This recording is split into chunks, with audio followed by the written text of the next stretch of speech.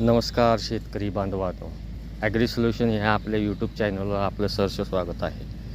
आपण IBA याविषयी बोलणार आहे.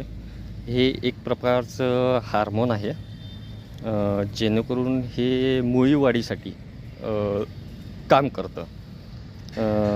IBA म्हणून येतं. हे तुम्ही स्क्रीनवर पाहू शकता. बेकर अँड बेकर कंपनीचं आहे. यात दुसऱ्या कंपनीसुद्धा आहे, खरं पण मी बेकर अँड बेकरचं यूज करतो.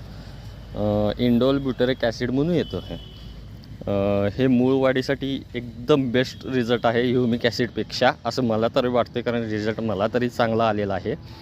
ह्याचा सर्रास वापर हा रोपवाटिकावाले करतात, कारण लवकर ग्रो होण्यासाठी रोपांची वाढ, जेवढी मुळे लवकर सेट होतील तेवढी वाढ चांगली होणार, ग्रोथ होणार. जमिनीतलं आपण दिलेले जे विद्राव्य खतं वगैरे आहेत ती ॲब्झॉर्वेशन वाढतं आणि रोपंही डेव्हलप होऊ शकता. तुम्ही बघू शकता, हे आपलं मिरचीचं रोप आहे. हे कशा प्रकारे डेव्हलप होत आहे आणि फुटवा काढत आहे. आता आपण ही लागण केलेली आहे 3 तारखेला मिरचीची. तुम्ही रिझल्ट बघू शकता किती दिवस झालेले आहे. माझ्या मते काहीतरी 11-12 दिवस झाले असतील मिरचीला. ह्याचा रिझल्ट हा उत्तम आहे. हे एक नॅचरली प्रकारे बनवलं जातं.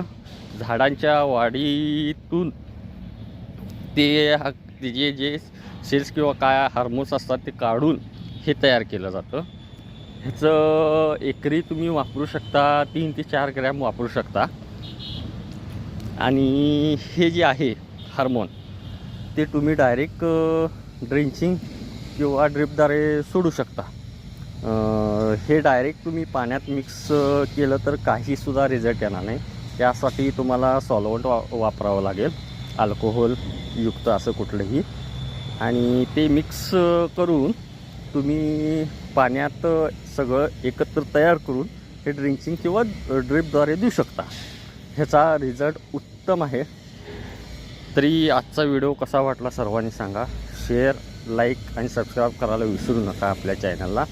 यापुढे नवीन जे हार्मोन्स आहेत ते आपल्यासमोर मी मांडण्याचा प्रयत्न करेन. तरी सर्वांना थँक्स.